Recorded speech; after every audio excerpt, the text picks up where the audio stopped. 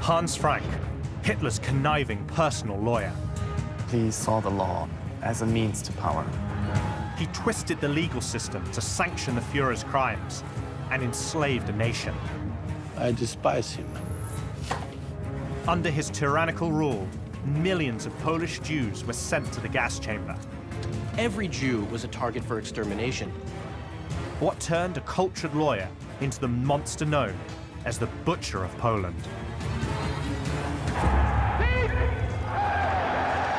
Most people from my generation don't understand how over 70 years ago, a small group of Nazis could start a war that killed 60 million people. I want to find out, and to help me, I'm going to use playing cards. Today, they're used by both the military and law enforcement to help identify their targets. But nobody has ever put together a pack of cards for the most notorious group of killers in history. Working with experts, I want to know where each of these Nazis rank in the hierarchy of evil. My name is James Ellis. This is Hitler's Most Wanted. Why is Hitler's lawyer someone we should even care about? If we were in Poland, Hans Frank would be an obvious choice to talk about. He was responsible for so many atrocities, so much suffering. What I particularly find fascinating about Frank is that, he is a middle-class professional. He's a lawyer, and this is a classic example of how the trappings of kind of bourgeois respectability can be so easily subverted and used to promote something incredibly vile. And history is filled with strong, smart, intelligent individuals who have ended up on the wrong side of morality. Frank is absolutely pivotal.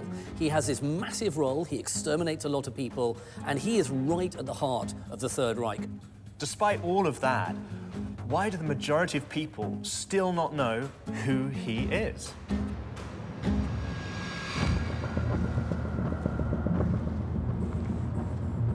To answer the question, I've come to Germany, to the small town of Ecklach, northwest of Hamburg.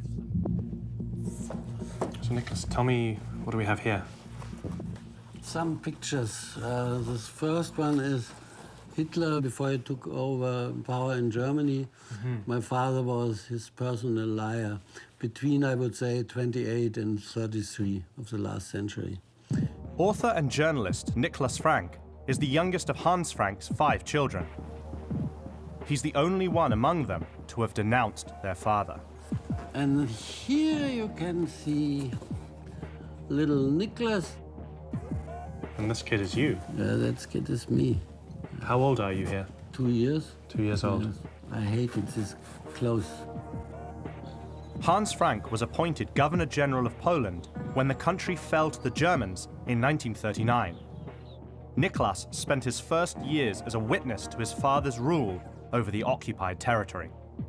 And here's the King of Poland, my father, on the tower of the Wawel Castle. And this I hate especially, this picture. Why? Yes, because this direction was the ghetto, this direction was concentration camp, down in the streets, everywhere, the SS guards, and he was pretending here to be a peaceful, far-looking statesman. He knew exactly what he really was, the governor on a sea of blood.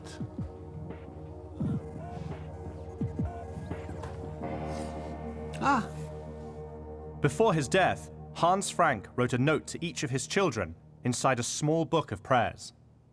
And here's the inscription. It was written on the 18th of September 1946. And what does the message roughly say? In most heartful love, he gives me this small prayer book, and he wishes me a very good life under the merciful guard of God. And how do you feel when you read it now? This is all lies. It's all lies. Why didn't he write, my dear beloved Nicky? I was a criminal. I am sure that I will get the death penalty. And it's right. Please have a little bit more civil courage, which I never had. Please lead quite a different life. Yours, Fatih, So you wish he'd admitted to his crimes and taken responsibility for his actions? Klar. I despise him.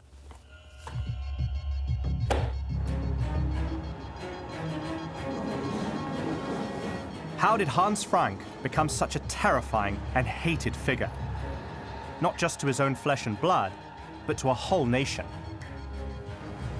To find out, I'm in Berlin, the city where Hans Frank first came to Hitler's attention. You have to be a certain way to get attracted to a movement like the Nazis. Yes. What was it about the Nazi Party that attracted Hans Frank? I mean, I think it's an excellent question in the sense that it's not an obvious home for a lawyer. No. The principle of National Socialism is precisely that people are not equal, and that what they say overrides the law. Yeah. Dr. Henning Grunwald is an expert on legal history during the Weimar Republic. I want to understand how Hans Frank became a Nazi and rose through party ranks. So what was the environment in which he became a lawyer?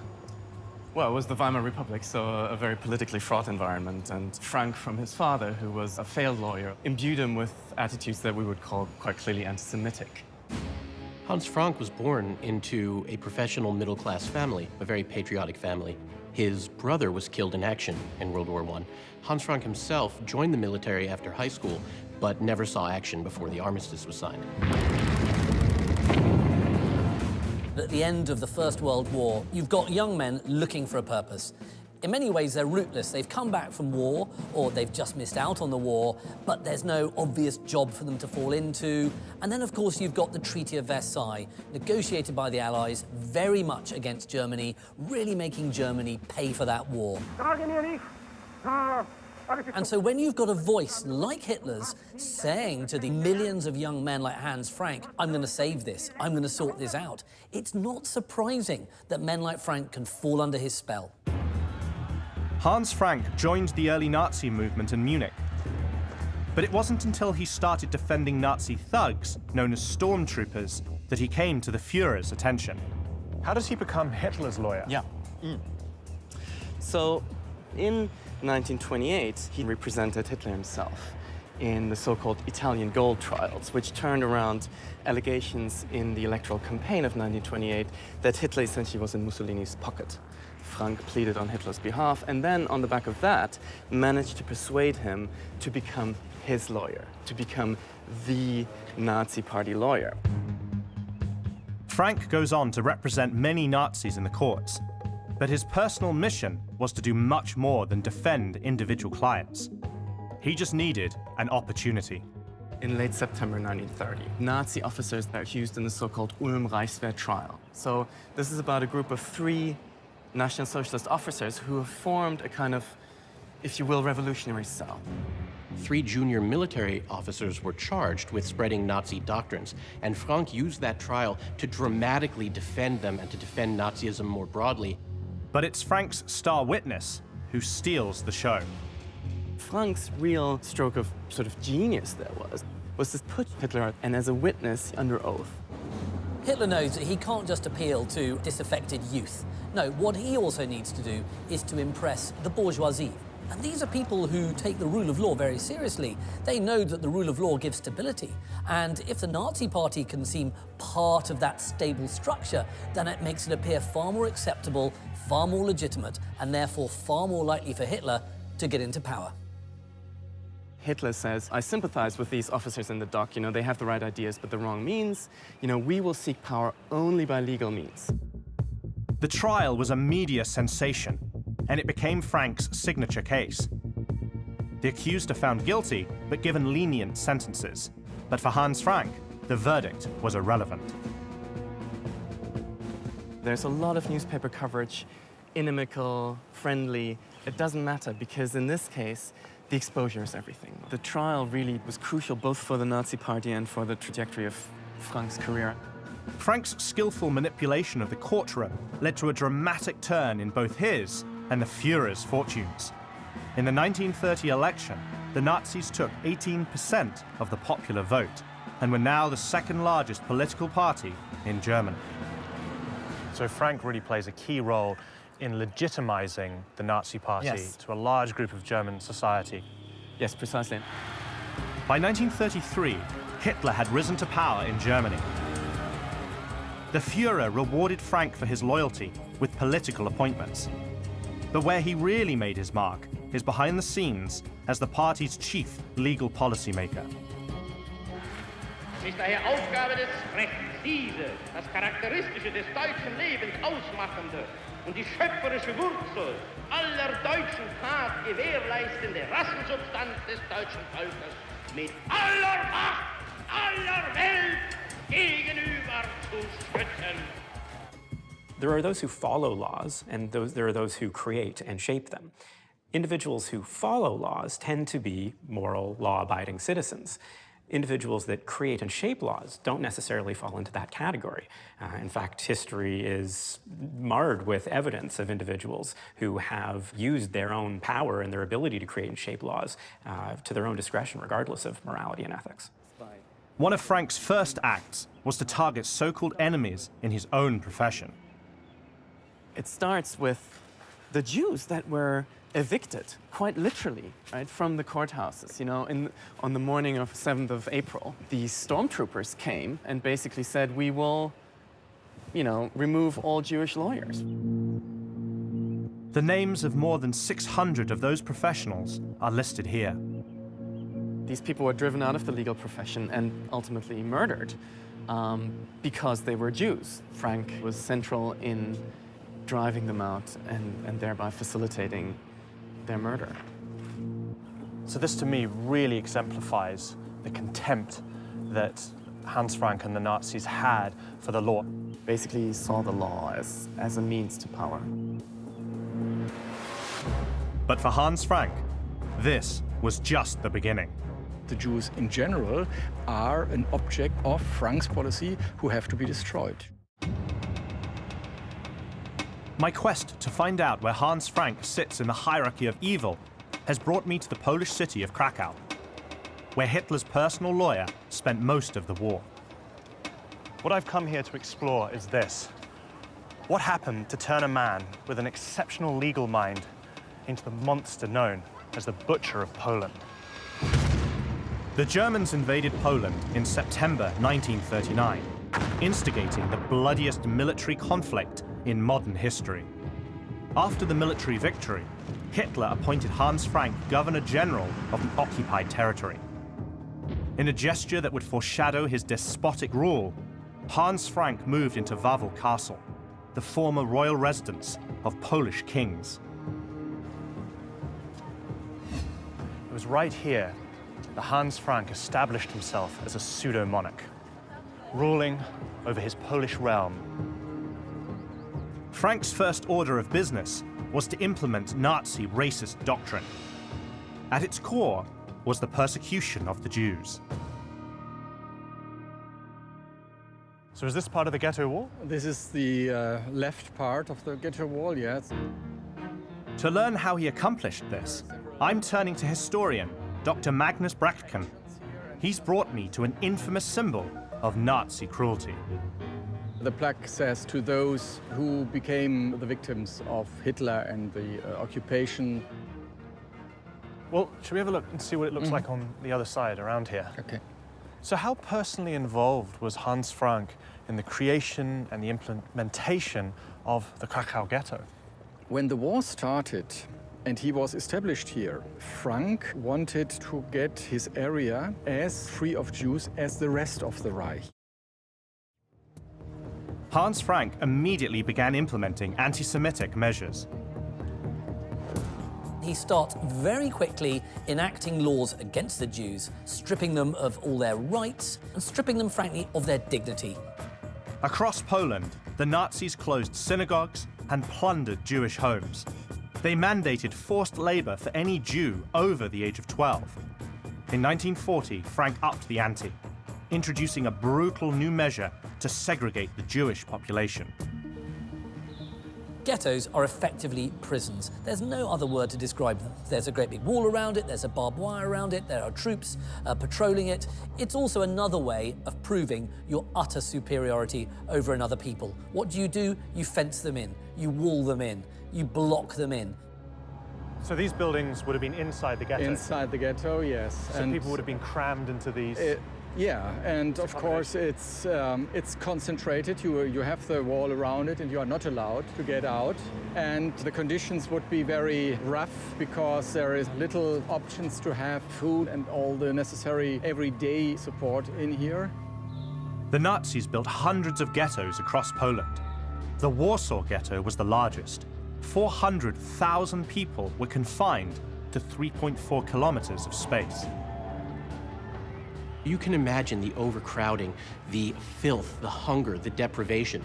Add to that the Nazis were forcing Jews in the ghetto to participate in forced labor.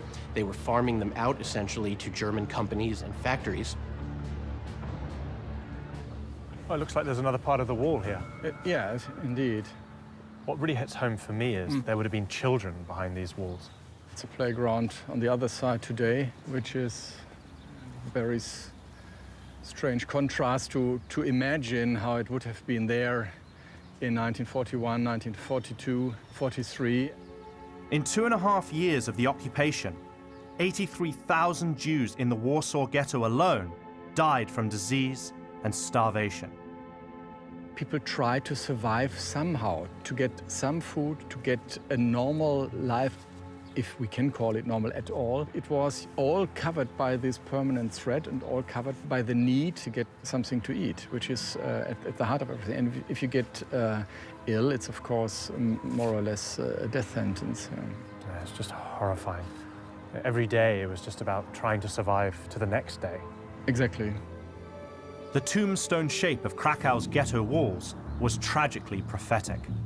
The Nazis decided to build ghettos throughout Poland because they wanted to make it easier to round up the Jews when it came to slaughter them. You know where to get them when you want to deport them to the camps. Across occupied Europe, Hitler's deputies implemented the final solution: the deliberate and systematic extermination of the Jews. Despite the grossly criminal directive, Hans Frank showed no objection to state-organized mass murder. People often conflate intelligence and wisdom with morality. We assume that people who are intelligent enough to know better are going to fall on the right side of ethics and morality, but this isn't necessarily the case. Addressing his senior officials in late 1941, Hans Frank insisted they show no mercy in carrying out the Führer's plan. And then people were deported to the death camps, extermination camps, and most of them were killed there. It's just so crazy for me just to think that people could have that thought process, to sit around and say, right, we're going to make this policy of our regime to do that. The Jews in general are an object of the National Socialist policy, of Frank's policy, who have to be destroyed. By the end of the war, after 5.5 years of brutal occupation, 3 million Jews, 90% of Poland's Jewish population, were murdered by the Nazis. Hans Frank was rightly known and is rightly remembered as the Butcher of Poland. He ruled with an iron fist and in an incredibly cruel way. His mission was to exterminate the Jewish population of Poland. Every Jew was a target for extermination. But Hans Frank doesn't stop with the genocide of Poland's Jews. He is determined to wipe an entire nation off the map. For them, Polish people only being something like slaves. I'm in Krakow, the center of Nazi occupation in Poland during the war, to investigate Hans Frank. He ruled the Nazi-held territory, and I'm here to learn about his role in the Führer's chilling plans for a conquered nation. When was this museum founded? That's the first exhibition in 1991. Matus Gaulik is a historian at the Home Army Museum. He is an expert on Poland's resistance movement during the Second World War. We have some letter paper. Hans Frank used it when he wrote, for example, orders to his officers, orders like shoot somebody and so on. And we have an original paper, letter paper. For example, you see Heil Hitler, Hans Frank is his signature. As Poland's de facto ruler, Hans Frank was tasked with paving the way for the Führer's cold-blooded vision in the occupied territory. Generalplan Ost, or General Plan East, was a big master plan drawn up by the Nazis and under, obviously, the stewardship of Hitler to basically conquer and subdue everything east of Berlin, all the way through to Moscow. You were going to treat all these lands as a kind of breadbasket for the German people. The existing people there, the Untermenschen, the subhumans, would be driven even further east, and then all that territory was then going to be lived in by Germanic settlers. Generalplan Ost basically called for a liquidation of millions of people, an occupation of millions of square miles of territory. It was absolutely barbaric. Untermensch is a term in Nazi racial ideology. It essentially means subhuman, and it referred to the groups that the Nazis saw as racially inferior. Of course, the Jews are the most prominent example, but the Nazis also saw Slavs as racially inferior, as a population fit only for servitude and eventual displacement. To enact the Führer's plan, Frank opened Poland's doors to Nazi death squads in September 1939. They started at the very top of Polish society. I know that when the Germans occupied Poland, one of the first things they did is try to remove the sort of Polish elites. Yes, exactly. First prisoners in the concentration camp in Auschwitz were teachers, priests, professors from the University of, for example, here from Krakow. It seems to me as if the Germans were trying to turn Poland into a slave state. Yeah, exactly. For them, Polish people only being something like slaves. They working in the concentration camp, in worker camp. To the Germans, Poland was to become nothing more than a giant labor camp. What Hans Frank hadn't counted on, however, was the indomitable spirit of the Polish people. This is an amazing collection of firearms. Yeah, MG42, rifles like Mosin, Mausers, Panzerfaust, MG34, for example, Polish mortars, a lot of guns. The Home Army Museum features a small arsenal, once used by those who dared to fight the Germans. The Polish Home Army was essentially a semi-uniformed resistance to Hitler and the occupying Nazi forces. These were incredibly brave men and women, and what they were doing was trying to hamper as much of the German occupation as they could. Frank, of course, absolutely loathed them and wanted to destroy them. The Home Army was a symbol, not only of our military resistance, but also is a symbol of freedom, that we cannot give up. Even in the 1939, everybody believed that we win this war. Maybe not this year, maybe next year, but we win. And when we resistance to Germans, then we have a hope. So it was about fighting back and keeping the hope alive that one day Poland will be liberated from the Nazis. Yes, because you see death in every day. The Home Army counted nearly 400,000 members by 1944, but they were fighting with scraps. So obviously the MG42 is a German machine gun. Yeah, German machine gun which Home Army captured from a train. And you see that nicknames of Polish soldiers. For example, Hardy, tough guy. So the people who captured these engraved their nicknames on them? They use it, and it's my weapon. I shoot it, and is a part of me. And I wrote my nickname. Amazing. One thing that stands out about Poland during World War II is that you had an effective and organized armed resistance to the Nazis. It was able to sabotage and slow down and foil some Nazi plans to impose their will on Poland. The most well-known act of Polish resistance to the Germans is the Warsaw Uprising in the summer of 1944. As the Allies advance towards Berlin, the Home Army, it feels incredibly empowered by the fact that the Red Army, Stalin's forces, are coming in from the east, and they're going to sweep, hopefully, into Warsaw and liberate it from the Nazis. And so, as Stalin approaches, the Home Army decides to rise up, fight street by street throughout Warsaw. What happens is appalling. Stalin and the Red Army stop, and he lets the rising fail. He wants the Germans to crush the Poles, and then he's then going to crush the Germans. After 63 days of bitter fighting, the far better armed Wehrmacht defeated the uprising.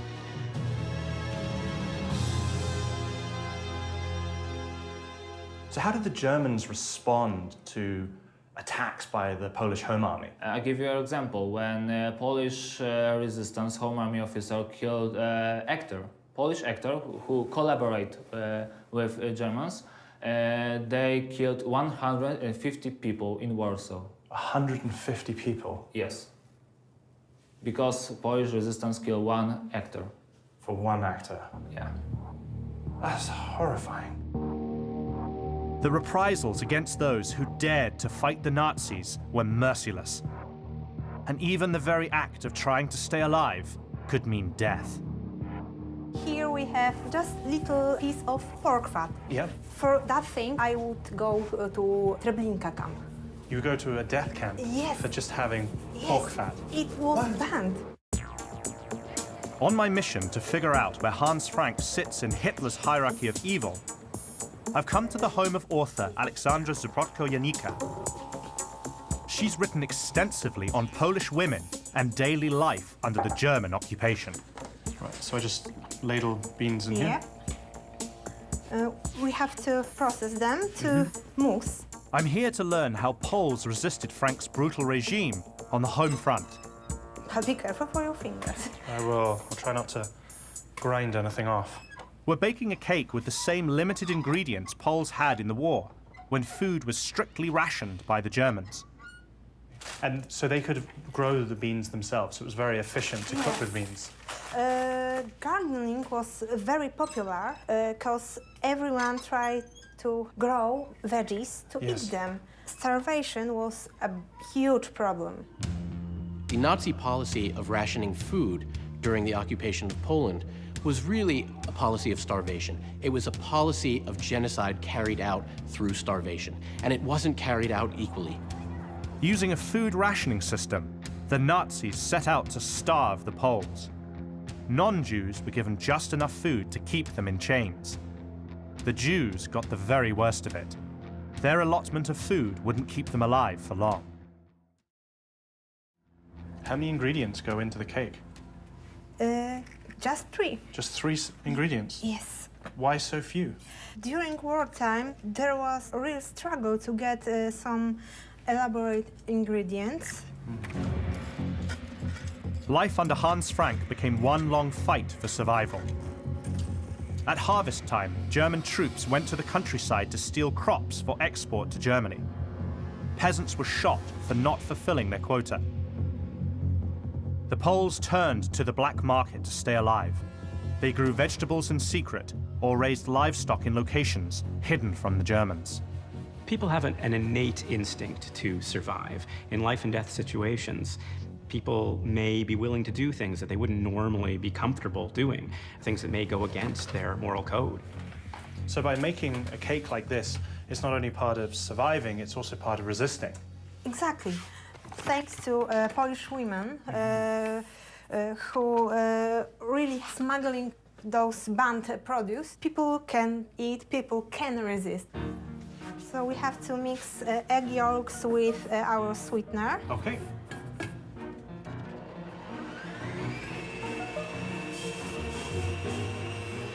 We have to put our beans into the mix. So you're using the whole of the egg, you're using both the yolks and the whites. Nothing could go to waste. Even breadcrumbs were used. How am I looking? Better. Better? Yeah. Under Frank's repressive regime, Polish women risked their lives to feed their families. And what would happen if they were caught with ingredients that were banned? I'll show you. Here we have just a little piece of pork fat. Yep. For that thing, I would go to Treblinka camp. You go to a death camp Yes. for just having pork fat. It was banned. Pork fat or having unregistered porks, Yeah. that was a capital offense. So it was a death sentence to be found with something like this in your possession? Yes, there are many examples of people that were taken out of a train and killed next to train. just on the side. Wow. It was awful, it was scary, but Poles always find a way. The only way that Poles could survive the harsh rationing imposed by Hans Frank was to rely on very creative strategies, usually devised by Polish women, to subvert and undercut the rationing system. This involved the black market, this involved smuggling. This was the only way for anyone to survive the forced starvation. That looks great.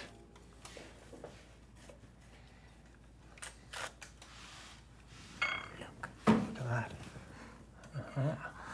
It looks almost like sponge cake. It does. I'd say I've never had white bean cake before. This is like...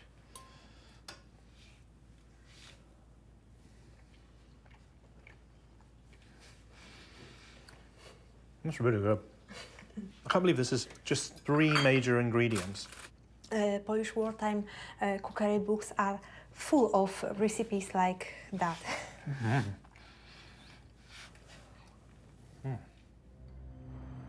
Yet despite the efforts to subvert Nazi-engineered famine, hundreds of thousands of Jews and non-Jewish Poles died from starvation and disease during the war, and Hans Frank was the man who orchestrated it all.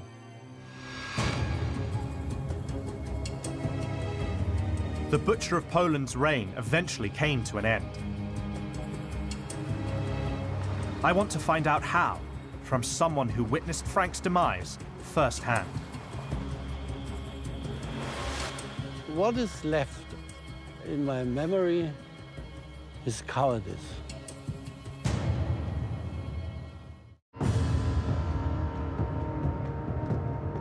To complete my investigation into Hans Frank's story, I've returned to Germany to speak with his son once again.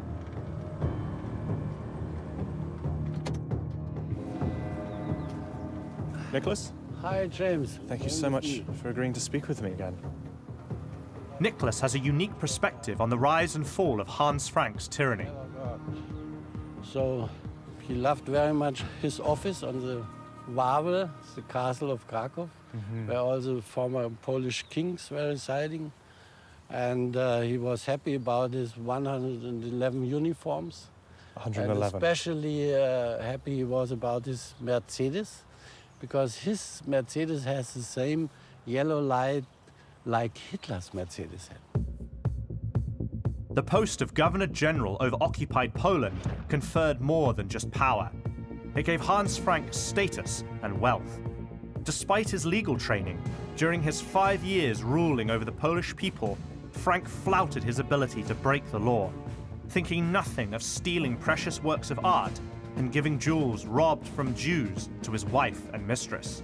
Frank was spending an enormous sum of money to bring in fineries, riches. His wife was particularly drawn to furs. So they were buying luxuries, they were plundering wealth, to the point that Hans Frank's wife would even go shopping in the Krakow ghetto and try to get what she referred to as bargains from the very desperate population there. He became the king of Poland. And he was so happy. And he never cared about all the victims in his country. And when did you become aware of your father's crimes?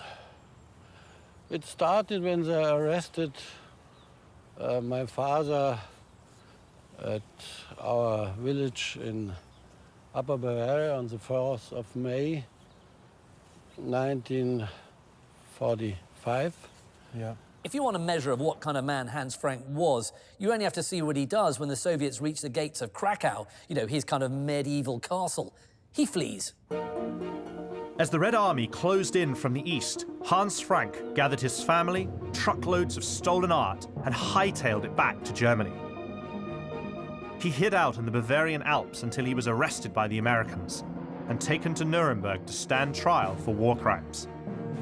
In the dock, he downplayed his knowledge of and role in the Holocaust. Frank spun fables at his trial in an attempt to keep himself alive. It's laughable that Frank didn't have personal, direct knowledge of exactly what was happening, not only in the ghettos that he created and oversaw, but in the death camps, 4 of which were in the territory of occupied Poland, of which he was the governor general.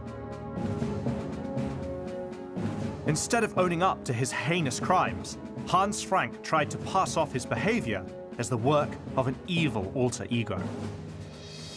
He told the psychiatrist in Nuremberg in his cell that he is sure that he himself is 2 persons. The one is a lawyer, the well-educated piano player, and the other is this ugly guy. And what do you think? He was just 1 person, 1 character, 1 mass murderer. So as far as you're concerned, there's absolutely no way that your father could not have known about all the atrocities that were being committed by the Nazis in Poland? Right. He knew everything. Also, my mother knew everything. They knew exactly what was going on every day, what was going on in the ghetto, in the concentration camp. What's the hardest part about being the son of Hans Frank?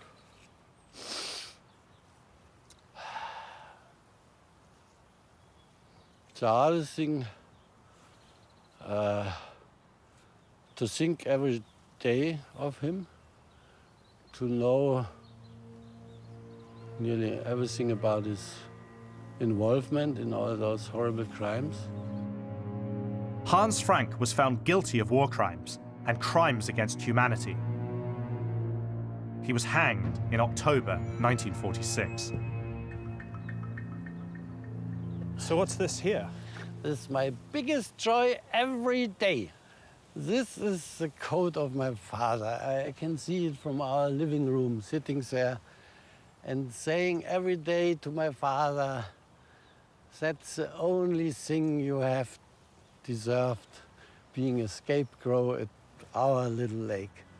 And since then, he is standing here, and I'm very happy. Why does it make you happy? It shows for me that what is left of him, in my memory, his crimes, and even more, his cowardice. And when I look at him, I always accuse him, why have you done all of this? So what is really left from him is this coat, which he loved very much, and in which he also distributed so much fear to all the others who saw it. And now he's standing here and only the birds have to be afraid of him.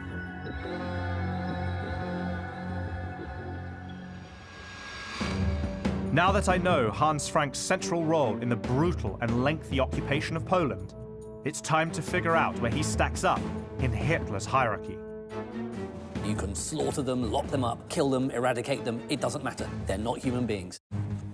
My visits to Poland and Germany have helped me understand Hans Frank's role in the Third Reich. Now it's time for us to decide where this Nazi lands in the hierarchy of evil. Using our unique system of playing cards, I want to determine where Hans Frank ranks in Hitler's Most Wanted. The experience which had the biggest impact on me was meeting Hans Frank's son, Nicholas. I was amazed by Nicholas' bravery because I could not imagine publicly eviscerating my own father.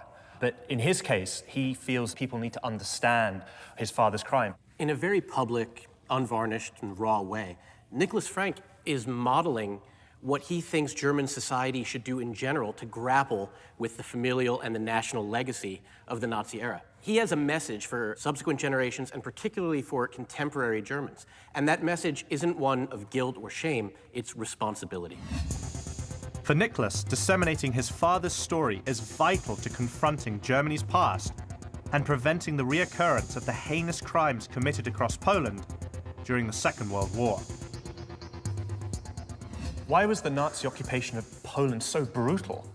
The Nazis regarded Poland as their own backyard. It was their territory to do with exactly how they liked, And the people they lived there, they didn't really regard as people. They regarded them as being subhuman. Now, if you start, regarding another human being as being no better than a sheep or a pig or a cattle, then it's much easier to do with them exactly what you like. So you can slaughter them, lock them up, kill them, eradicate them. It doesn't matter. They're not human beings. I agree. Hans Frank's goals in Poland were to exterminate the Jews as quickly as possible and to enslave and deplace the ethnic Polish population. If you see these individuals as subhuman, then to some extent you don't even interpret the behaviors that you're committing against them as immoral, as a way to get around your own morality. A key player in the Führer's master plan for the East, Hans Frank warped the law to encourage persecution, enslavement, starvation, and genocide. You are all united in the fact that he was a central figure in the Nazi regime. But why do the majority of people know nothing about him? I think part of the problem is that very few people in Western Europe and in North America actually study and look at the experience of Eastern Europe and Poland in particular. I think that's a great shame, and I think that Frank is someone who we need to know a lot more about. The creation of the ghettos, the systematic starvation of the Polish people, and the state-sanctioned mass murder of the Jews were all overseen in the territory Hans Frank ruled. These atrocities place him well inside Hitler's circle of evil. What I'd like to do now is to come to some sort of conclusion as to where you think Hans Frank should rank in the Nazi hierarchy of evil. Anthony, you go first. Hans Frank, as a lawyer, played a large role in popularizing the Nazi Party, but he wasn't the only lawyer involved with doing that. As Governor General of occupied Poland, he was certainly central to the atrocities committed there, but he wasn't central to the leadership of the Reich. At the same time, we have to take into account the sheer brutality, the sheer suffering of his reign. I say he's number 20. Matt. On the one hand, I agree, he's just a lawyer. On the other hand, 3 million Jews and countless Poles died in Poland under his reign. I think he's more significant. I'm going to put him around 12. He destroyed millions of people. He ruled over a vast segment of the Third Reich with the utmost barbarity. For me, he's got to be in the top 10. I'm going to give him an 8. So the three of you have different views there and where you think he should rank. For me, it's quite simple. His fingerprints are on some of the worst Nazi atrocities. He has the blood of millions on his hands. I therefore rank him at number 10. He is the Queen of Hearts. Though he was well trained to know right from wrong, Hans Frank was nothing more than a vicious thug and a remorseless thief.